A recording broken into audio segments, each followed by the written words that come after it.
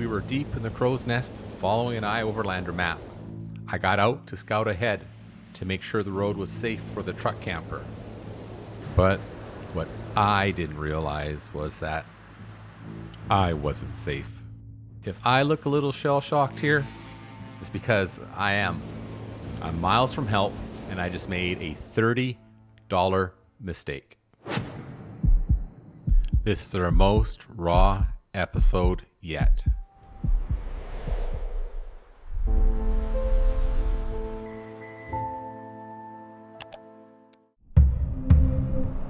Driving into the Crowsnest Pass.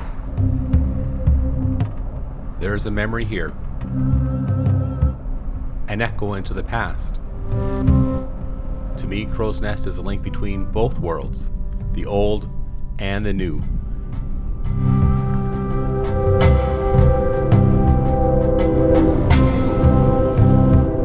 It's a landscape of hard history and raw power. It's rugged, it's real, and it demands respect. Sue and I had been itching to get out for some deep winter camping. I had narrowed it down to 5 potential locations. We've been adventuring in and out of the Crowsnest Pass for over a decade. We thought we already knew the place. Usually, the mud was our only and biggest worry. We packed for some serious winter. Every piece of gear has a job. And yes, a yearly pass is essential for these crown lands. We thought we were prepared. We jumped into the truck to see if the map matched the reality. When you're shifting into four-wheel drive before your second coffee, you know you're gonna be in the right place. Overlander promised a spot near the water, but the road was getting tight past this clearing. I just wanted to get Sue and Tucker settled in. Had to make sure these narrow roads actually led us somewhere. Putting the truck and the family in a jam out here, it just wasn't worth the risk. I don't want you to go up and slip. I jumped out on foot, doing my best to walk penguin style to read the sign. But what I didn't realize at the time, that was underneath of that snow, it was like polished stainless steel, covered in baby oil, zero grip. Slip, spin, sky, silence. My brain hadn't registered I was falling before I hit the ground. Put my hand up to my head, it came away crimson. Brad, it's flat right here. What's the point of moving if it's icy everywhere? I'm sitting there talking to Sue with a hole in my head, holding every baby wipe known to man, thinking, is she seeing the ice I'm seeing? I was stunned. It's one of those discussions every camping couple has had, but eventually we agreed to move on. I'm sitting behind the wheel, a little worried and having I can't believe I did that moment. And then it hits me. There's that one piece of gear sitting safe in a plastic tub in my garage that's cost me all of this. So here we are at the midpoint of the story where my mistake almost cost us the whole trip, or maybe even something more. I forgot ice cleats. $30 micro spikes that go on your boots. They weren't sitting in the box behind my seat in the truck because they were safely stored in my winter box at home where I forgot them. Mother Nature doesn't care about what you forget or remember, but she can humble you on the things that you may have forgotten. These cleats are the difference between walking and flying, and trust me, I get it. I see the irony, especially from a guy who's trying to start a channel called Wheels, Waves, and Wings. You're just here for the crash. I hope we both learned something today. But for those of you who want to see how we actually saved or salvaged this winter trip, stick around.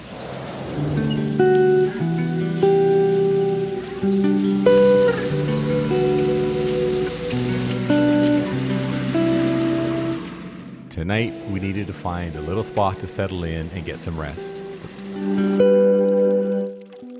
spent the afternoon inside, where I quickly learned that medical tape and hair do not play nice together.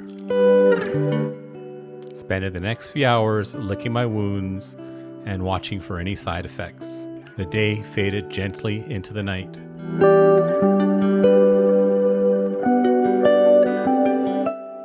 But sticking out here has its own rewards. As the stars took over, the Crowsnest Pass put on a display that felt like a quiet apology for everything that happened to us that morning.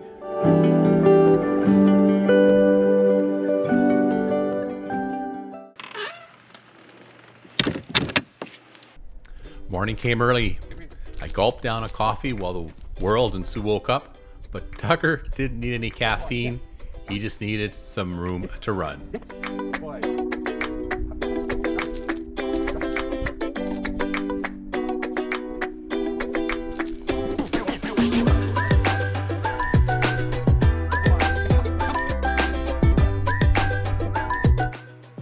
Before we knew it, it was time to put him away and do what every winter camper craves: building a perfect campfire. Sue and I finally started teasing each other about the day before. I asked her if she actually saw the winged flight I took. Nope. I totally missed it. I was just in the truck living my best life, you know. Now, I never wanted it so much to stay. I never knew love. And she really was. While I was seeing stars, she was probably just trying to find the best camping spot on the map. So when I'm scared, you bring me courage. And this love is a terrifying thing. But when you call me, I'll answer. After the fire, we took a walk, slower than usual, and I'll be honest, for the rest of the trip, I was officially the safety officer. Tucker, for his part, he really didn't have those concerns. He just used his paws like a supernatural 4x4 sport vehicle.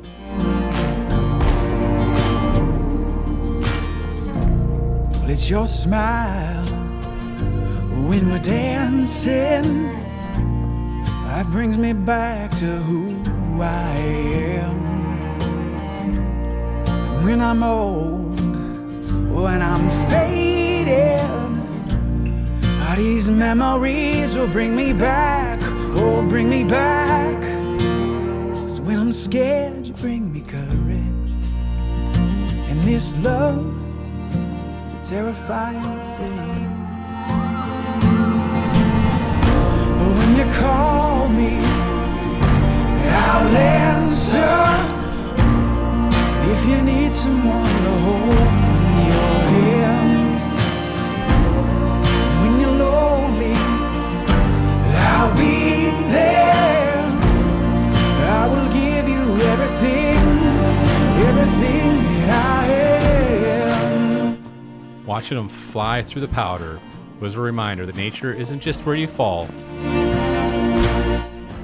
it's where you're free.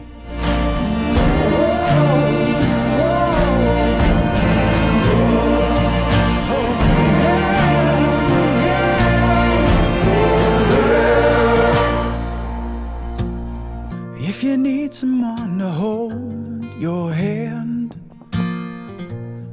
when you're lonely, I'll be there. I will give you everything that I... Once we got back to the camper after the walk, it was time for the final medical check. Sue wanted to check one last time, and Tucker wanted to make sure that I was sure that Sue was sure that I was good. With the all clear from Dr. Sue and Nurse Tucker, it was time for a proper feast. Sue was ready to turn this tiny camper into a 5-star backcountry bistro. For supper tonight, I'm making homemade meatballs and spaghetti. I'm using a cast iron.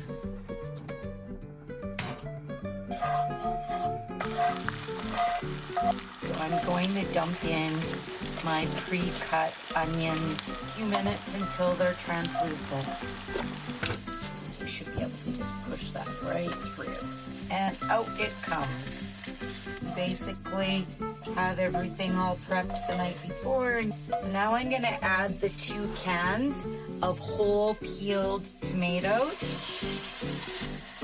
salt and pepper, add Italian seasoning now, and the rind. At least half an hour, if not longer. Just incorporating it all into the sauce. I'm gonna put my rind in now. Let it simmer.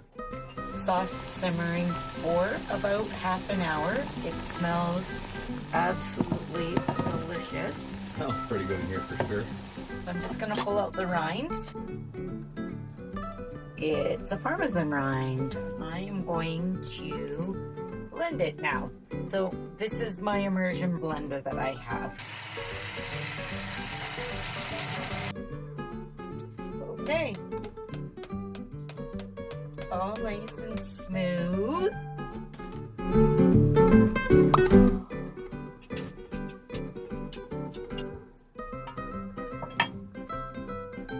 The pasta is now fully cooked. Oh, wow. That is good. A camper meal, how would you rate it? Like 8 out of 10. I would say, at least. This is eating good. Bon appetit. Bon appetit. The camper is packed, the site is clean, and the crow's nest is almost officially in our rear view. Every trip out here gives you a little more than you asked for, and that's exactly why we keep coming back. Let's go. Yes, good boy. Hi. Tucker, stay sit. Good boy. We gonna go home? Are we gonna go home? Did you have a funny thing? We just go home. Are you gonna sleep on the way home? Did you play so hard? Thanks for sharing this journey with us. If you want to see how Sue made that pasta, her full feature is right here. And for more quiet moments, check out the Slow Journeys 4K walks and soundscapes. Until next time, wheels rolling, waves calling, wings waiting, wherever you roam, travel true.